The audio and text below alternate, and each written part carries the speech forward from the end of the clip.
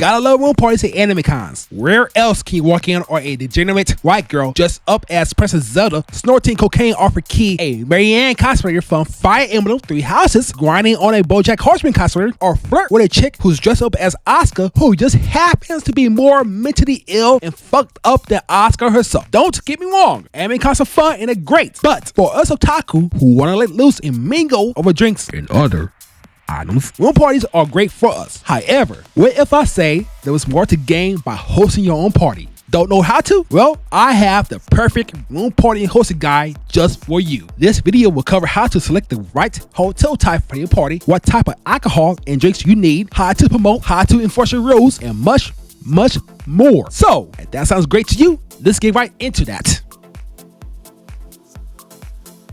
Choosing the right hotel is key in hosting a successful room party. If you and your crew can afford to, book an extra hotel room designated as the party room only. Why? Two things. First, your roommates who don't party will have a quiet sleeping/resting quarters that is separate from the party room. Second, if you find yourself hooking up with someone after the party, you might want that room for, well, let me have David Banner explain.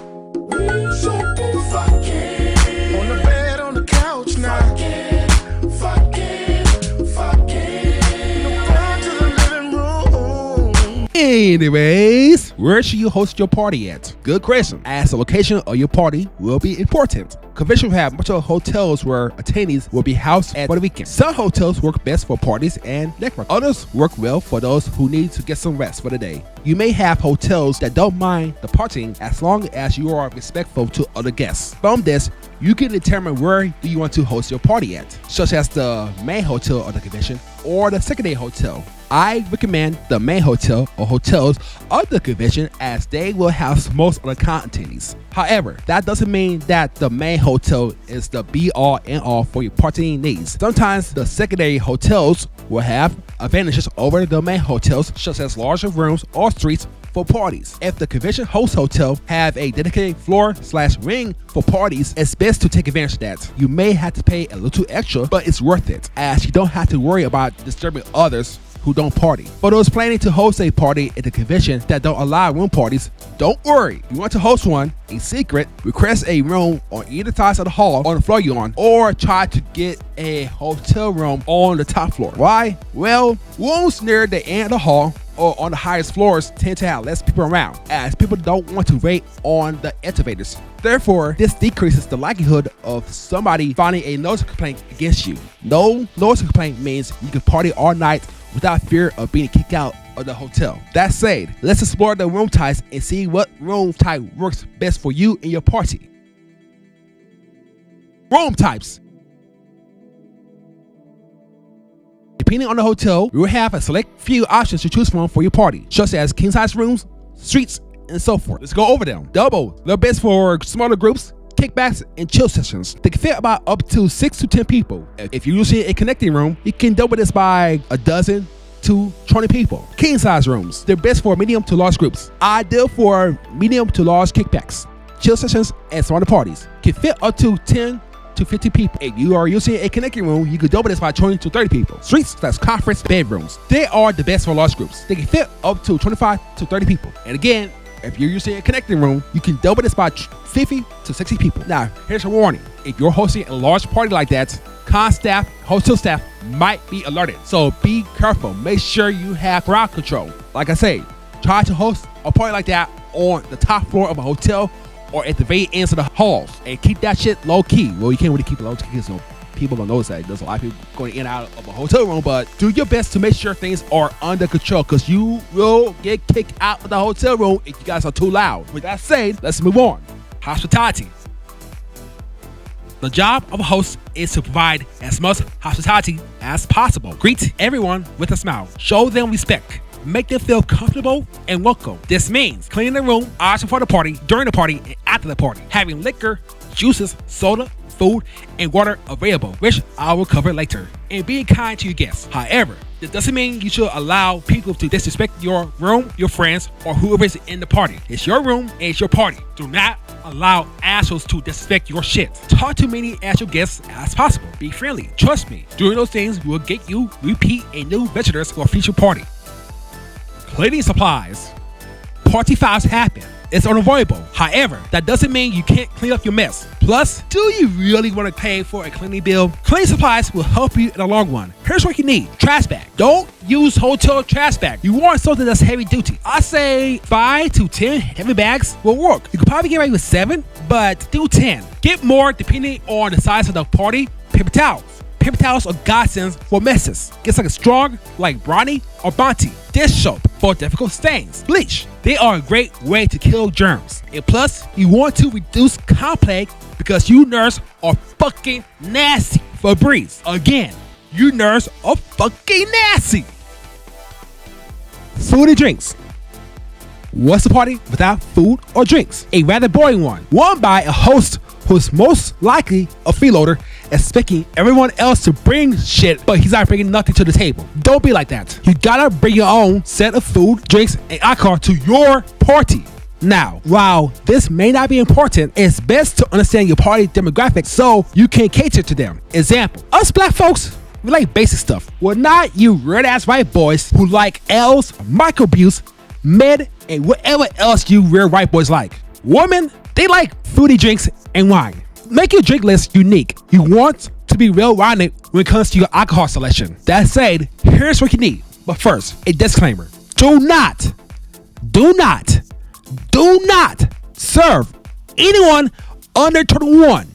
If you're serving alcohol at your own party, don't even run the risk of allowing anyone underage at your own party. You may have not served them alcohol at your party, but what if they're already intoxicated? Your room gets busted and the police, hotel, or con staff sees this underage minor drunk in your room with all type of liquor in your room. You're fucked. Here's a list of what alcohol and mixtures you will need for your party. You don't necessarily need everything on the list, nor do you need to get fancy. Adjust for the size of the party. Cases of beer. Get a couple of 24 or 36 packs. Go for different types of beer. 4 to 10 bottles of plain vodka. Also, don't be afraid to get 2 to 5 bottles of flavored vodka. 4 to 10 bottles of plain white rum. 2 to 5 bottles of flavored white rum. 3 to 7 bottles of dark rum. 2 to 5 bottles of whiskey. 2 to 3 bottles of tequila. 1 or 2 bottles of gin. 1 through 3 bottles of triple sec. Maybe just 1. 1 through 3 bottles of schnapps. Again, maybe just 1. It says on the screen 2 to 5 bottles of liqueur, but honestly I see like 5 to 7 bottles of liqueur. 1 bottle of horchata or other similar liquor. 2 to 7 bottles of red wine, or 2 through 7 bottles or boxes of white wine. When it comes to your juices, keep it simple. Orange juice, pineapple juice, apple juice, fruit juice / fruit punch, lemon, lime juice, cranberry juice, sweet and sour mix, tonic, soda, same thing. Keep it simple. Coke, lemon lime, Dr. Pepper, root beer, club soda. You can also go for the orange soda, grape soda, and the other flavors if you're having people who don't drink. Water, you need 1 case of water. Get at least 3 cases or 24 through 36 packs of bottled water. When it comes to food, pizza and chicken wings work well. You can order about, I'll say, 2 to 5 pounds of chicken wings. I know I say 1 to 3, but depending on the size of the party, you probably want more. And about 5 through 7 boxes of cheap pizza. Actually, you probably want to do like 10 to 15, but again, adjust for size of the hotel party. And convince party guards to put in on the food. Don't let others mooch off your shit. Promotion. Nobody will come to your party if they're unaware of it. You must promote your party. Create a Facebook event. If and only if the convention you're at allow for room parties. If the convention finds out you have a room party and they see on Facebook, they might shut it down. It does happen. Speak to people at the convention who you know and you can sense they love to party. You will know who would like to party. You can tell by just looking at them. Networking is key. You have to talk to people about your party. Again, if room partying is against the hotel rules or the rules of the con, keep it low key. Only tell a select few people that you can trust and will not run their mouth on Facebook. Besides, you don't want to get your party shut down because you let in the wrong people. That shit sucks. Trust me. Rules and enforcement. As a host, you gotta have rules and enforcement. Yes, parties can be chaotic, that's a given, but you have to lay down some rules and ensure that people are safe and happy. Here's my general rules. Respect the host, his friends, his guests, and his room. Don't be a creep. Don't make people uncomfortable. Don't fuck or sleep in my or our bed. Don't steal. If you steal, you will get your ass beat and booted. Keep the noise down. You don't want noise complaints. Do not smoke unless it's a smoking floor, you're in a 420 friendly hotel, or you can smoke on a balcony. Finally, no one under 21 if you're serving liquor. Now, enforcement. Again, you and your friends need to enforce the rules and make sure people are acting right. I would say select up to 4 people to act as your enforcers. They don't have to be like fucking top flight security or some dickhead mall cop, but make sure these people had a backbone to confront people when they're out of line, disrespectful, and you need to restore order. You don't necessarily need to kick somebody out ASAP if they break a rule, but here are some actions that will warrant a immediate removal from the party. They are someone saying some white supremacist bullshit, physical/sexual assault of the host, guests, or others, and stealing or being a thief. I'm gonna say something politically incorrect and controversial, but fuck it. Have man as your enforcers. Man. What I mean by man, not some freaking cornballs wearing maid outfits or dressed as schoolgirls. Nobody will take them seriously. People will play with them. Have man as your enforcers. And in fact, have normies and street dudes as your enforcers. Again, have normies and street dudes as your enforcers. People will not try to play with normies or street dudes. Trust me on that shit. Anyways, I hope these tips help. Feel free to apply them to your own parties. Be safe and have fun this con season. Until next time, later.